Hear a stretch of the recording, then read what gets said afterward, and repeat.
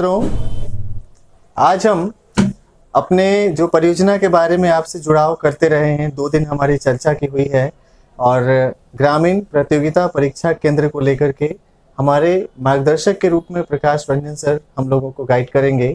Sir के नेतृत्व में ये प्रोजेक्ट आगे चलेगा, जिसमें बहुत सारे सोशल वर्कर, एक्स ब्यूरोक्रेट्स और कई सारे एकेडमिशियंस जुड़ करके काम करेंगे। हम गांव में रहने वाली जो महिलाएं हैं उनको कॉम्पिटिटिव एग्जाम्स की तैयारी करने के लिए ऑनलाइन सपोर्ट देने वाले हैं और साथ ही साथ हम वहाँ पे एक स्टूडेंट क्लब बनाने वाले हैं। डिजिटल इंडिया कैंपिंग के माध्यम से जिस तरीके से ऑनलाइन कंटेंट्स का एक बाढ़ आया है, वो कहीं ना कहीं से अभी भी सीमित होकर के रह गया है शहरी क्षेत्रों में। गांव वाले लोगों के पास मोबाइल तो है, वो स्मार्टफोन का यूज़ तो कर रहे हैं, लेकिन उसका इफेक्टिव यूज़ कर करके स्टडी नहीं कर पा रहे कॉम्पिटिटिव एग्जाम्स की तैयारी करने के लिए। इसके लिए उनको सिस्टम में बांधना होगा, वो हमारी एक रणनीति रही थी। तो सक्सेस आईएएस की तरफ से किस तरीके से बच्चों को ट्रेनिंग दिलाया जाता है, क्या बेनिफिट होता है, एक आपके लिए इस परिस्थिति को समझने की बात होगी। आज हमारे साथ एक तो स्टूडियो में साथ में जुड़े हुए हैं हमारे डायरेक्टर जो कि इस प्रोजेक्ट को लीड कर रहे हैं, जिनके मार्गदर्शन में हम चल रहे हैं, श्री प्रकाश रंजन सर।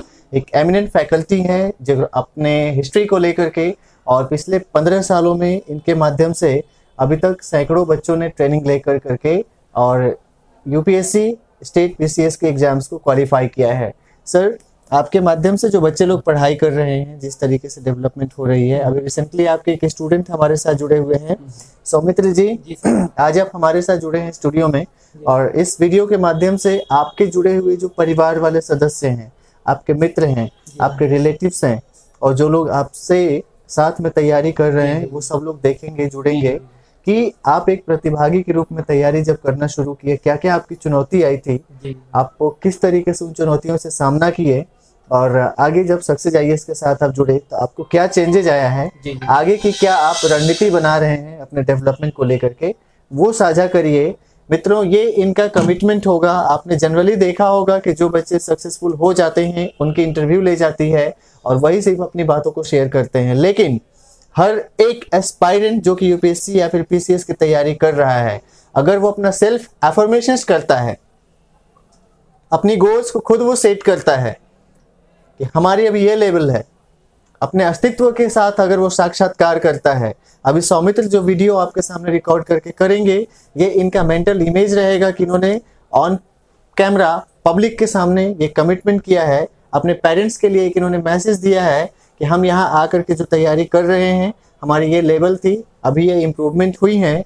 तो एक जो गैप ऑफ कम्युनिकेशन हो जाती हैं, उसको फिलअप करने का एक हमारा अप्रोच रहेगा और ग्रामीण प्रतियोगिता परीक्षा केंद्र के माध्यम से हम इस तरीके के एक सिस्टम को भी साथ में लेंगे ताकि जो बच्चे जहाँ जहाँ जुड़े हुए हैं वो अपने एक्सपीरियंस को हमारे साथ शेयर कर सकें एंड ऑन रिकॉर्ड हम अपने फैकल्टी मेंबर्स के साथ वो चीज़ को देख सकें। तो आइए जानते हैं सौमित्र जी से, इन्होंने परीक्षा की तैयारी कैसे की है, प्रीवियस इनकी जो सफलता और असफलता से सीख मिली है वो कैसा रही है और आगे सफलता को हासिल करने के लिए क्या कर सकते हैं।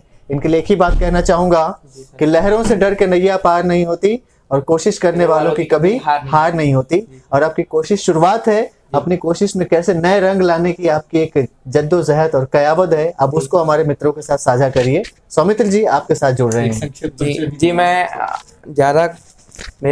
मुझे अभी कंपटीशन की एग्जाम की तैयारी करते हुए कुछ 2 साल ही हुए हैं और मैं दिल्ली यूनिवर्सिटी से पास आउट हूँ। दिल्ली विश्वविद्यालय के 2015 बैच से मैं गोल्ड मेडलिस्ट हूँ और यहाँ मैंने हिंदू कॉलेज से पढ़ाई भी की। उसके बाद मैं एक्चुअली पढ़ाई क्या था, मैंने लगातार यूनिवर्सिटी की पढ़ाई काफ़ी अच्छे से की थी, तो एक एकेडमिशियन तरह की पढ़ाई मैं हमेशा करता आया था। कंपटीशन को लेकर मुझे किस तरह के किन चीज़ों को पढ़ा जाए, किन चीज़ों को स्किप किया जाए, इन चीज़ों का मुझे थोड़ा सा उस सर से जब मैं मिला था तो उस टाइम मुझे पता नहीं था। मैं यहाँ पर पहली बार कोचिंग करने आया हुआ था, मेरे बड़े भैया भी साथ में आए थे जो पहले यूपीएससी की तैयारी कर चुके थे। तो मैं कन्फ्यूज़न में था, मुझे लग रहा था कि यूनिवर्सिटी में मैंने पढ़ा हुआ है, पास आउट है, तो मेरे कुछ सीनियर्स हैं, मेरे रूममेट हैं जो अभी सन्नी कुशवाहा जी, वो आईआरएस थे, मेरे 2 रूममेट हॉस्टल के थे, एक आईआरएस और एक आईपीएस बन के निकल, हालांकि उनकी उम्र काफ़ी थी, वो 28 के आसपास के थे और मैं तो सिर्फ 21 साल का था उस टाइम। तो उन्होंने मुझसे कहा कि तुम तैयारी करना शुरू करो, तो उनको देख मैंने तैयारी करना शुरू किया और मेरा लक्ष्य बनाया था कि शुरू से सर मुझे यूपीएससी करना है। तो मैं क्यों आपने लक्ष्य बनाया था यूपीएससी करने के लिए? सर क्योंकि एक्चुअली सच बात बोलूँ तो मुझे एक्चुअली मेरे दादाजी ने कहा था, एक बार मेरे दादाजी राजा के यहाँ काम किया करते, तो उन्होंने कहा था कि आईएएस ऑफिसर चाहे तो वेलफेयर का बहुत सारा काम कर सकते हैं। मैंने उन्हें कहा था कि ये इतने परेशान है, वो इतने परेशान है, तो उन्होंने कहा था कि आने वाली सोसाइटी जो आने वाली है उसमें एक ब्यूरोक्रेट्स का पावर सबसे ज़्यादा होगा, और तुम चाहो तो कुछ भी किसी भी तरह की योजना को फलीभूत कर सकते हो जिला स्तर पे, और केंद्र स्तर से में ही वही योजना फलीभूत होती है। कोई एकदम से योजना 50% योजना केंद्र से आती है और 50% योजना जो स्थानीय लेवल से जो काम करते हैं उसे मतलब वो क्या, तो तुम अगर करना ही चाहते हो तो वो करो। तब से मैंने सर 11th में मैंने वहाँ पर पढ़ाई की। वहाँ पर मैं मेरा 8th रैंक था छत्तीसगढ़ माध्यमिक शिक्षा मंडल में जब मैंने पास आउट किया। फिर मैं दिल्ली यूनिवर्सिटी में एडमिशन हुआ। तो मैंने सर एडमिशन जब मेरा कॉलेज शुरू किया तो मैंने पीएचडी ड्रॉप आउट करने के बाद मैंने फिर यूपीएससी की पढ़ाई शुरू की।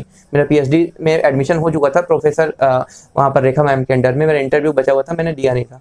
तो सर उसके पास आया, सर ने मुझे गाइडेंस दिया। उन्होंने कहा कि तुम जो भी मतलब बेसिक क्लासेज है वो तुम अपनी पूरी कंप्लीट कर लो, उसके बाद तुम्हें काफ़ी ज़्यादा कोचिंग का बेनिफिट मिलेगा। तो सर की फैकल्टीज़ में उस टाइम बहुत अच्छे अच्छे लोग थे। मुझे मतलब अभी भी सब याद है पूरा मेंस का सिलेबस। मैंने पेपर 4 जो है उसको पूरा उन्होंने अलग अलग डाइवर्स करके, पेपर 1 है उनको पेपर 1 का पार्ट है इंडियन हिस्ट्री, उसमें कल्चर अलग कर दिया। पेपर 1 का पार्ट 2 कर दिया उन्होंने इंडियन ज्योग्राफी, जिसमें मैपिंग अलग कर दिया। पेपर 1 का पार्ट इंडियन सोसाइटी कर दिया। अभी मुझे उसके पूरे टॉपिक्स याद है, इंडियन सोसाइटी में क्या क्या था, कैसा क्या था, पेट्रोल सोसाइटी थी, उसमें किस तरह के रिफॉर्म है, जनांकी के मुद्दे, करंट के मुद्दे।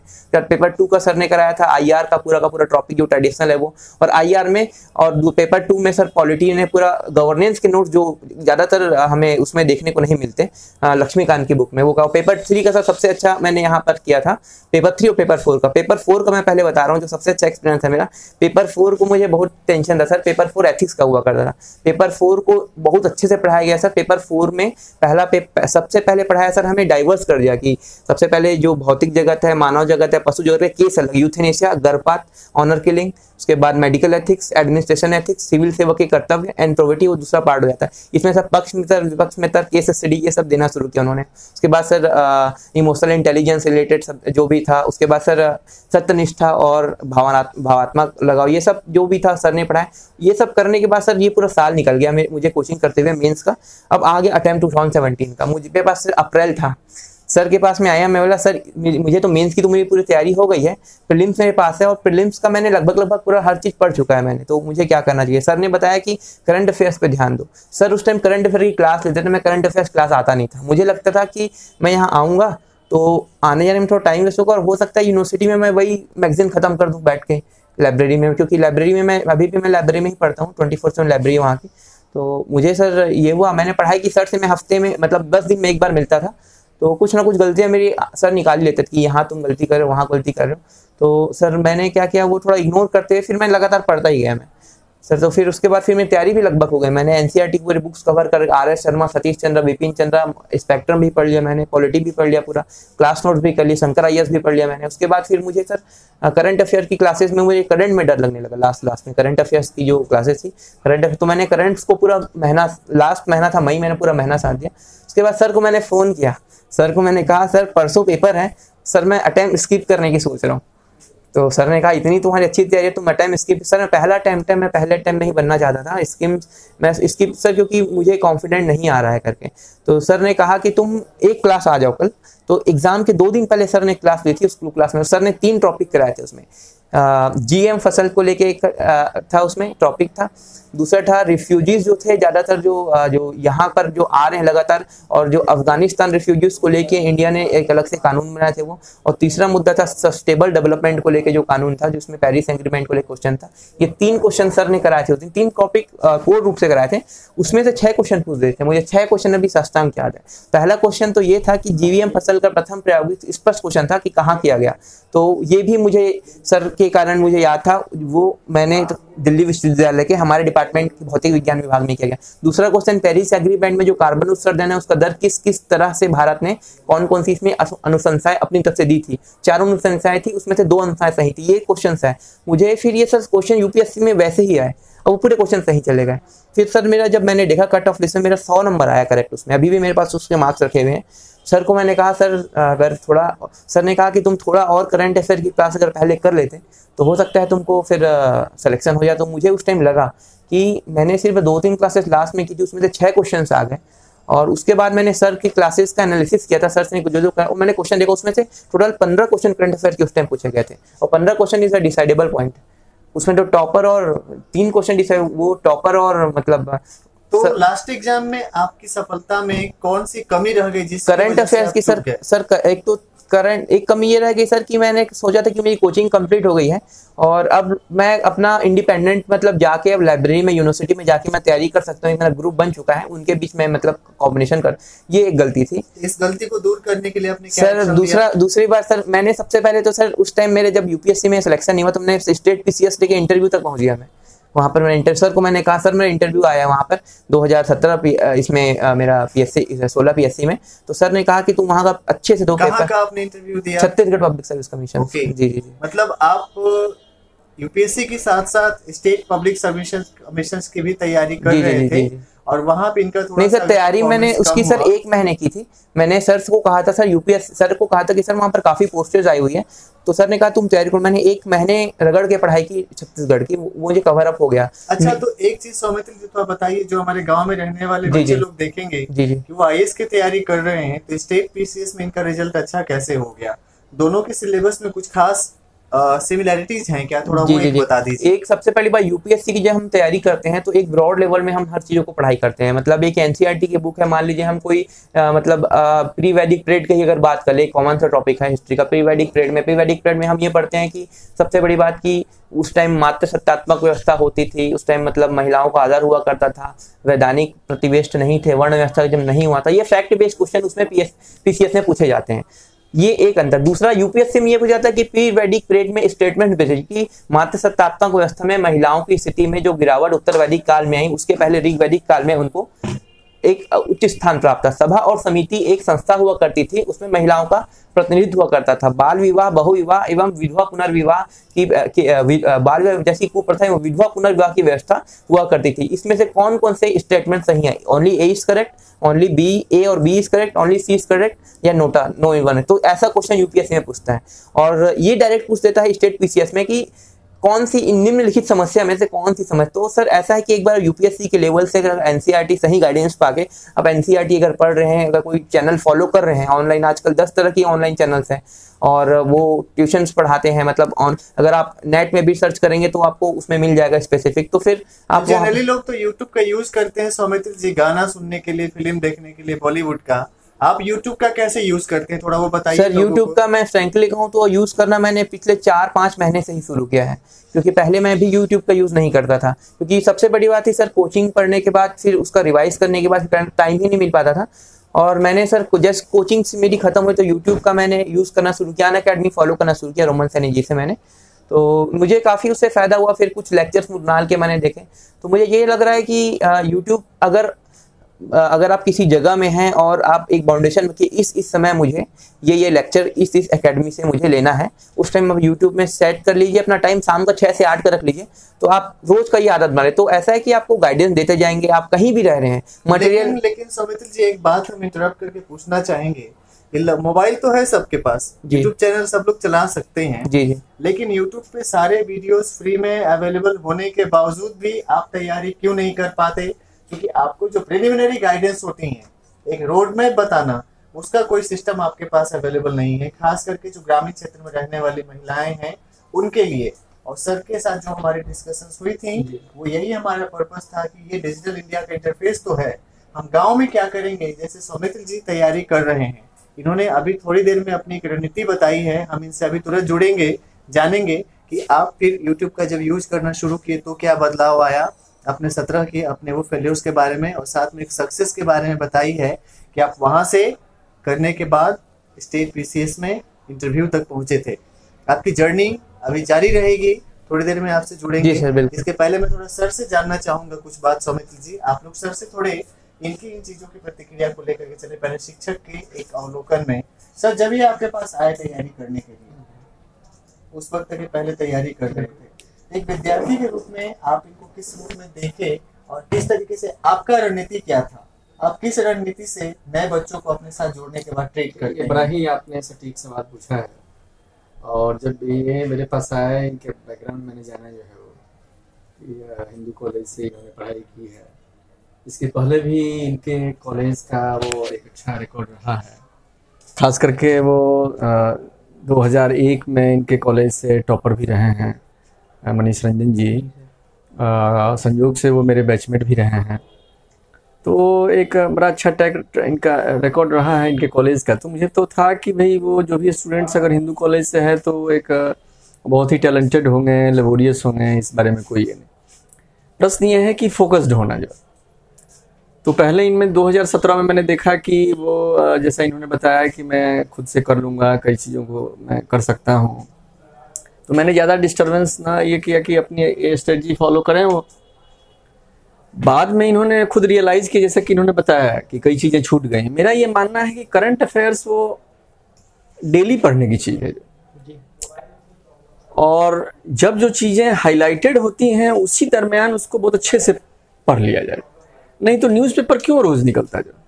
आप सोचिए ज़रा, कि न्यूज़पेपर तब वीकली एक बार परंपरा रहती कि 1 वीक पे, लेकिन मुझे लगता है कि पूरी दुनिया में न्यूज़पेपर रोज ही निकलते हैं, जो ट्रेडिशंस है। तो कौन से न्यूज़पेपर को आप रेकमेंड करते हैं सर बच्चों के लिए? तो मैं अपनी पुरानी बातों को पहले समाप्त करूं। तो इसमें इन्होंने मैंने कहा कि कम से कम वो वीकली तो जरूर हो, और कम से कम वीक में 2 बार करंट अफेयर्स पे चर्चा हो जाए।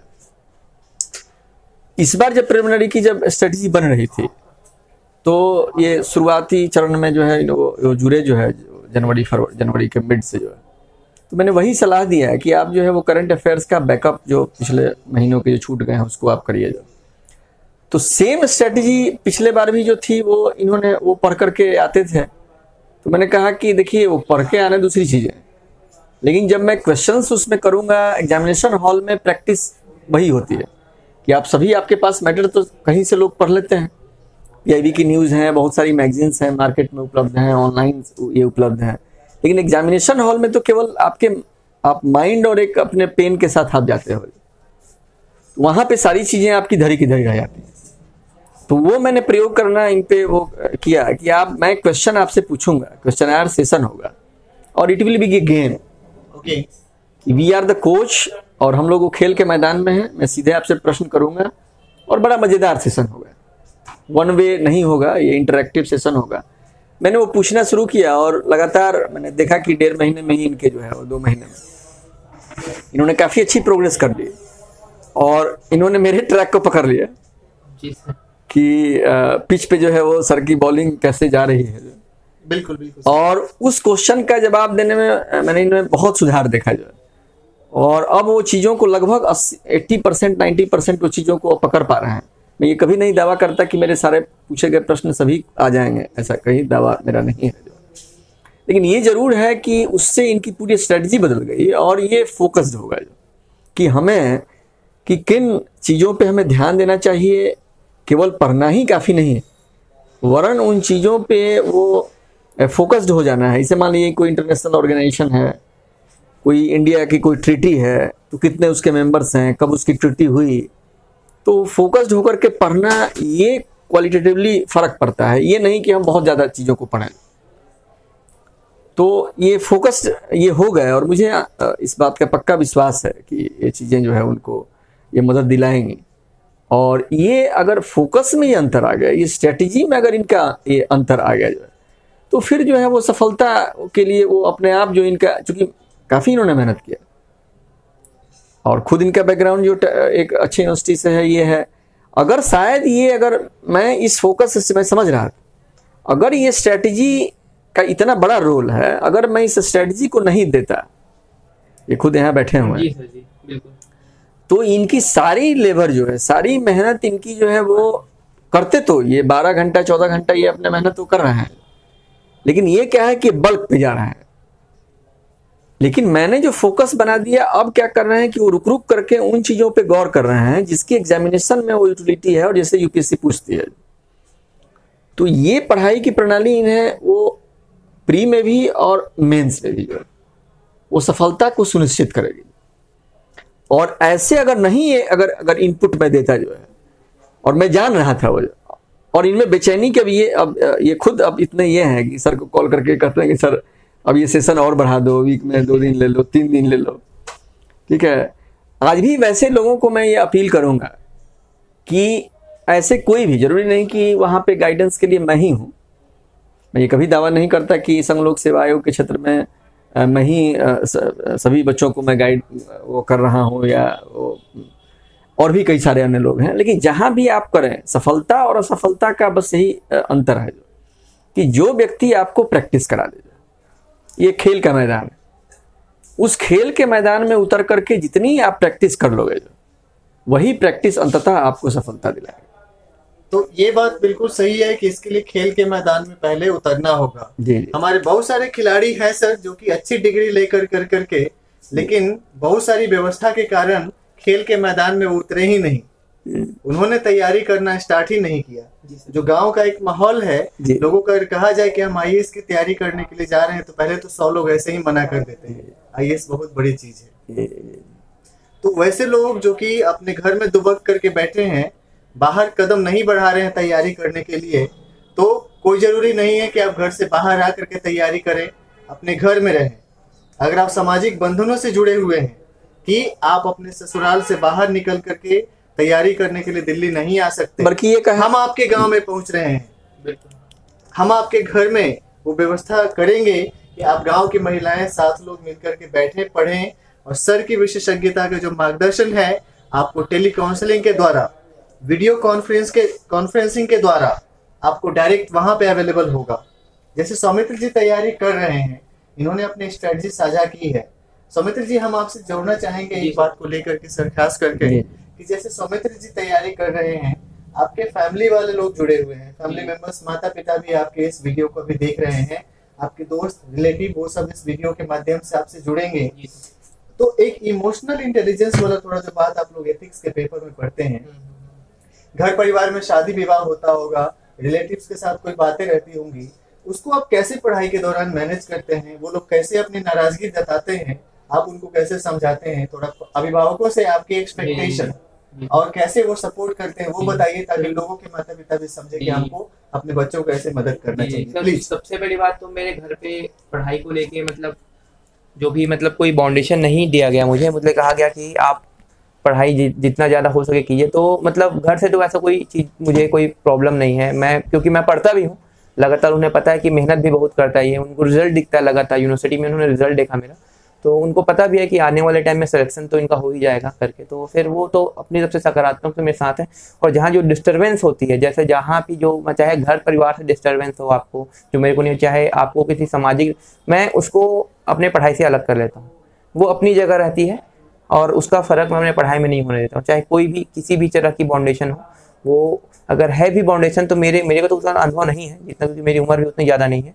मुझे लगता है उम्र हुई आपकी? सर अभी मेरी 23 साल चल रही है। शादी विवाह की उम्र है, प्रेम की भी उम्र है, थोड़ा नहीं उसके सर, बारे में चर्चा करेंगे। ये सर ये सब गार्जियंस की बात को बताइए कि आप स्टार होंगे, लाइमलाइट में होंगे, लोगों के बीच में आप आईएएस की तैयारी कर रहे हैं, तो उस रिलेशनशिप को आप कैसे मैनेज करते हैं, थोड़ा भी स्ट्रेटजी बताइएगा। जी। तो पहले तो अभिभावकों वाली बात को बताइए। तो सर मुझे तो मतलब घर से मेरा रिजल्ट भी इतना अच्छा है यूनिवर्सिटीज़ में, तो मुझे तो मतलब कहा गया घर में कि आप तो मतलब तुम तो कुछ भी मतलब कर सकते हो, अभी तक 12th में भी अच्छा रिजल्ट है यूनिवर्सिटी में। तो मुझे एक्चुअली एकेडमिक्स में जाने का मन था, पहले मैं प्रोफेसर दिल्ली यूनिवर्सिटी में मेरा हो भी जाता, लेकिन मुझे लगा कि नहीं, एडमिनिस्ट्रेशन में जाना है, कुछ रिफॉर्म करना है।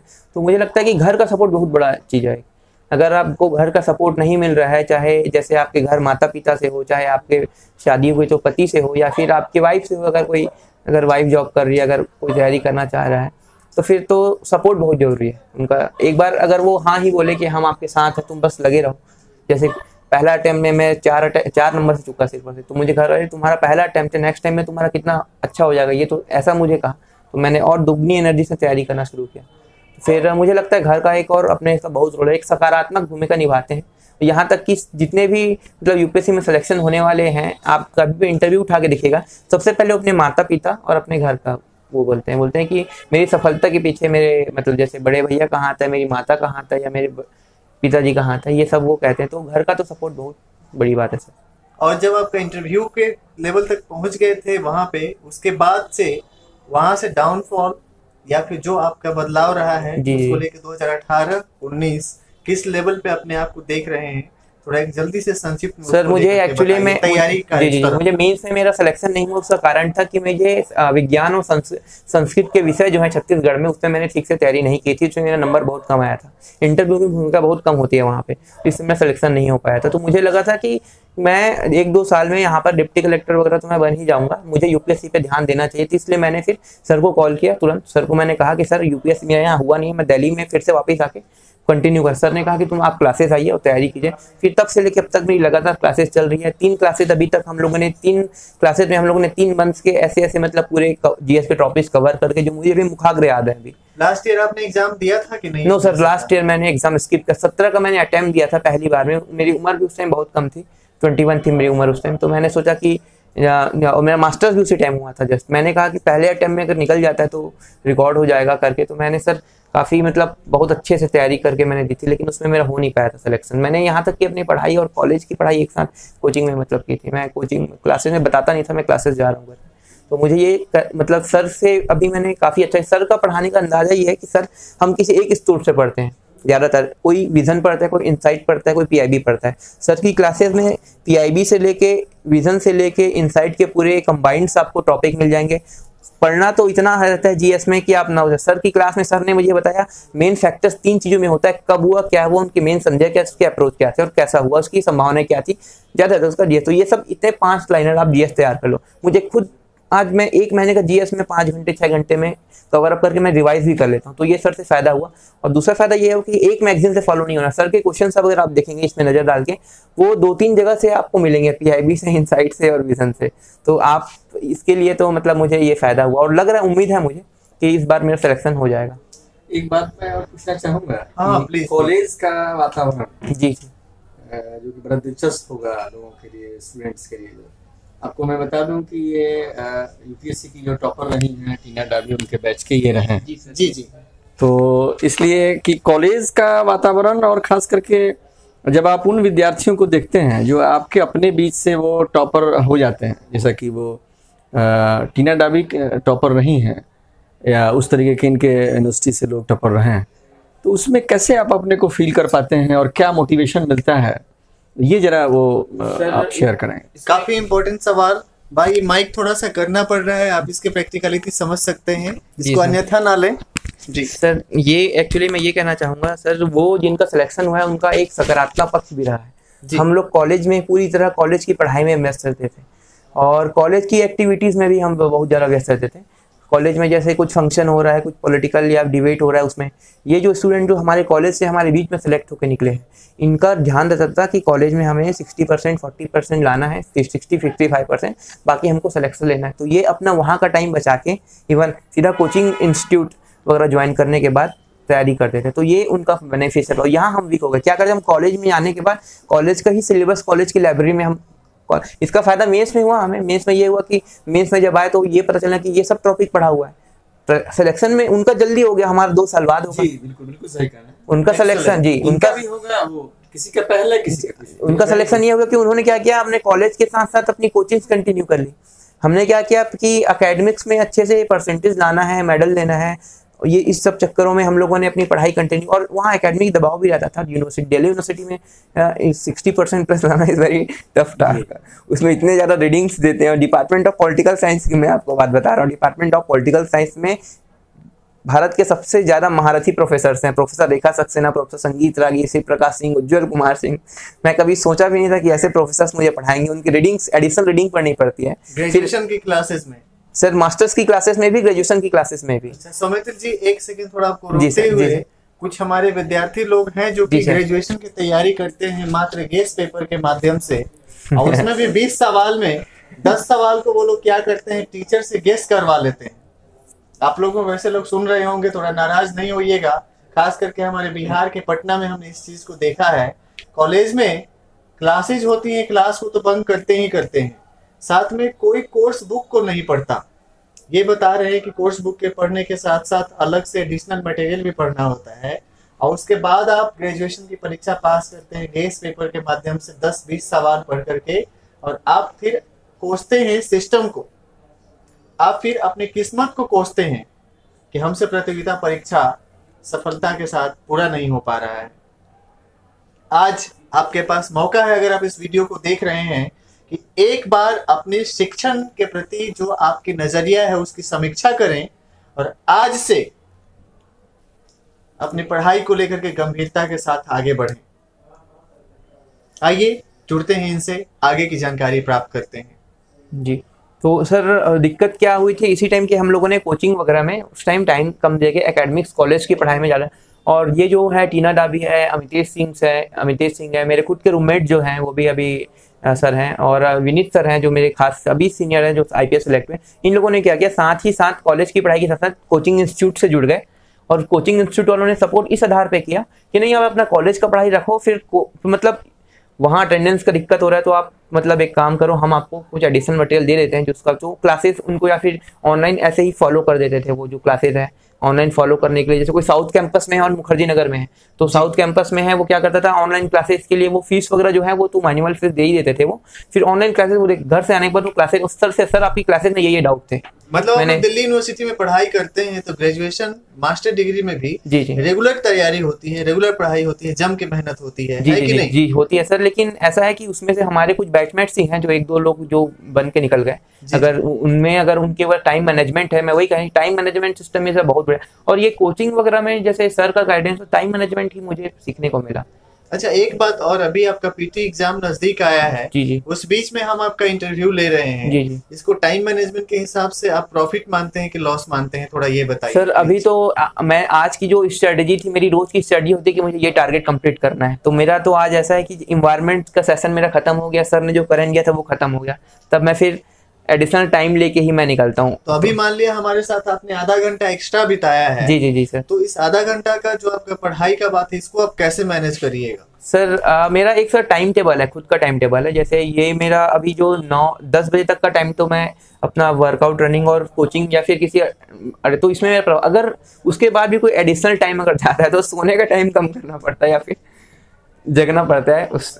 जैसे मान लीजिए अगर कोई दोस्त का ही फोन आ गया यूनिवर्सिटी में ही, अगर प्रोफेसर ने किसी ने बुला लिया तुमका, तो उनका आप नेगलेक्ट तो कर नहीं सकते कर 10, तो क्या करें, तो फिर ऐसा है कि 1 घंटा कम सो के जल्दी उठ जाओ, सुबह उसको वहाँ पर रिमाइंड कर लो, ये होता है। और अगर कुछ ज़्यादा हो जाता है, ये 2-3 दिन तक लगातार हो जाता है, संडे को फिर रिकवर करते हो कि संडे को मैं एक टाइम रखा है, हम लोगों ने, हर कोई रखता है, रेस्ट का टाइम रखते हैं, उसमें से फिर उस टाइम को देना पड़ता है। सौमित्र जी, एक सवाल और थोड़ा चलते चलते, प्यार वाली बात बहुत ज्यादा लोगों को परेशान करती है आजकल। आप कोविड में पढ़ाई कर रहे हैं कॉलेज में, तो उसका कुछ आपके ऊपर इफेक्ट पड़ता है? नहीं सर, एक्चुअली सब एम्बिशन की बात होती है। मेरे घर में मेरे पिताजी ने मुझे पहले ही एम्बिशन से बांध दिया था कि तुमको मेरा सपना पूरा करना है, तुमको IAS बनना है।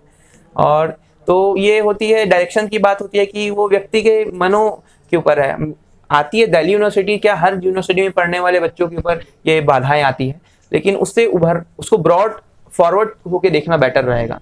मुझे लगता है जो हाथ में चीज़ें नहीं हैं, उनके जो चीज़ें हाथ में हैं उनको लेके मेहनत करने कोई मतलब है नहीं। जो चीज़ें हाथ जिनको आप उसके पीछे आप टाइम वेस्ट ना करके आगे बढ़े तो ज़्यादा बेटर है। और आज जितने भी लोग कम उम्र में IAS बन रहे हैं वो कॉलेज के ही बन रहे हैं, आप देखेंगे लगातार कम उम्र में 21 साल में। हमारे एक अभी रिसेंटली, मेरा नाम याद नहीं है, मेरा एक जूनियर है, परसों ही चर्चा 2017 में सिर्फ 21 साल में IAS बन गया वो।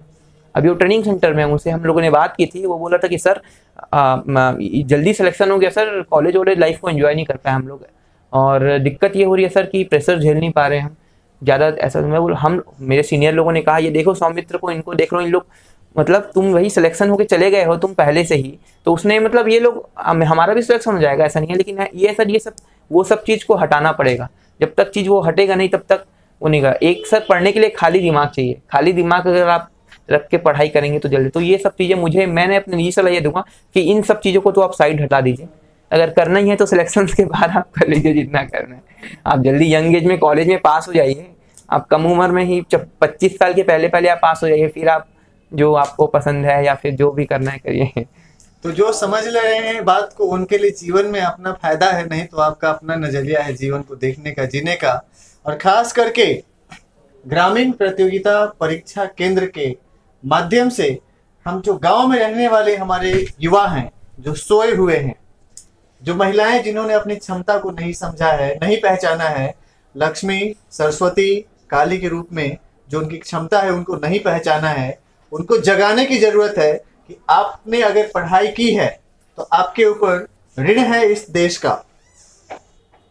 आप घरेलू जिम्मेदारियों का निर्वाह कर रहे हैं, हो सकता है किसी वजह से आपकी कम उम्र में शादी कर दी गई होगी, आपके पास डिग्री है, आपके पास नॉलेज है और लालसा है कुछ करने का, तो सिर्फ जो वतन पे जा करके अपनी जान लुटाते हैं हम उन्हीं को देशभक्त कहेंगे, ये बात मात्र नहीं है। उनका बलिदान सर्वोच्च होता है। लेकिन आप अगर पढ़ाई करने के बाद, शिक्षित होने के बाद, आप अगर अपने घर परिवार रिश्तेदार में जा करके, ससुराल में जा करके आपकी जो छोटी देवरानी है या बड़ी जेठानी है वो अगर पढ़ाई नहीं की है, आप पढ़ाई करके गए हैं, आपकी डिग्री भी अगर आपके बैग में सजा करके रखी हुई है, तो आप दोनों में कोई अंतर नहीं है। इससे शिक्षा के प्रति महिलाओं के मन में जो नजरिया होता है वो कम होता है।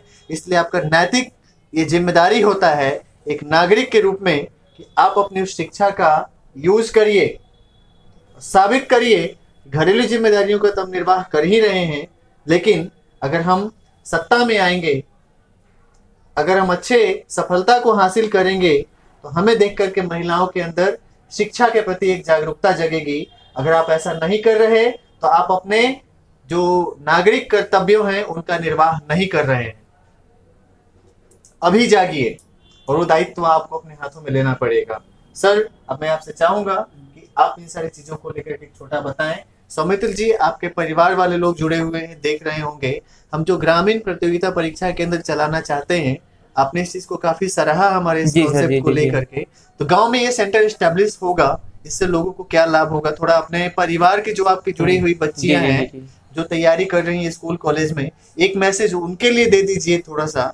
मैं यही कहना चाहूँगा कि इनसे इस तरह मतलब जो कार्यक्रम चलाए जा रहे हैं इनसे ज़्यादा से ज़्यादा जुड़ना बहुत ही लाभप्रद होगा, क्योंकि इनसे गांव में रह के जो चीज़ें पता नहीं चल पाती है वो आपको इंटरनेट के माध्यम से यूट्यूब में पता चल पाएगी। आप उसे फॉलो कर सकते हैं। आपको अगर फॉलो करेंगे तो कुछ सुधार, सकारात्मक सुधार अवश्य मिलेगा। तो आपके पढ़ाई में भी इसका असर होगा। आप वहाँ कॉलेज उस स्तर से उठ के आप ब्रॉड स्तर पे इसको एक बड़ी मानसिकता में सोच सकते हैं। तो मैं यही करूँगा कि जितने भी मतलब YouTube से रिलेटेड जितने भी नॉलेजेबल चैनल्स है, जो खासकर कोचिंग इंस्टीट्यूट जो चल रहे हैं, उनसे आप सब्सक्राइब करके अपने मोबाइल पे उसे फॉलो करना सही रहेगा मुझे। Thank you very much Saumitra ji. Sir, आपका कोई एक फाइनल मैसेज हम लोगों के लिए, उसके बाद आज के एपिसोड को हम विराम देंगे और विराम देने के बाद ये आप लोगों के पास रहेगा समीक्षा करके अपना सलाह और सुझाव देने के लिए। अगर पूरी वीडियो आपको अच्छी लगेगी, आप इसको लाइक, शेयर, कमेंट करिएगा और साथ ही साथ अपनी प्रतिक्रिया हमको बताइएगा कि ये जो हमने नई शुरुआत की है इसको और बेहतर कैसे कर सकते हैं। आइए सर के मैसेज के साथ आज के इस एपिसोड से हम विदा लेंगे। Please sir. देखिए, जैसा कि मैं इतिहास का शिक्षक रहा हूँ, तो मेरे एग्जाम्पल्स भी जो है वो इतिहास से ही मैं लेता रहा और बड़ी ये हैरत अंगेज़ आपको जान करके ये होगा।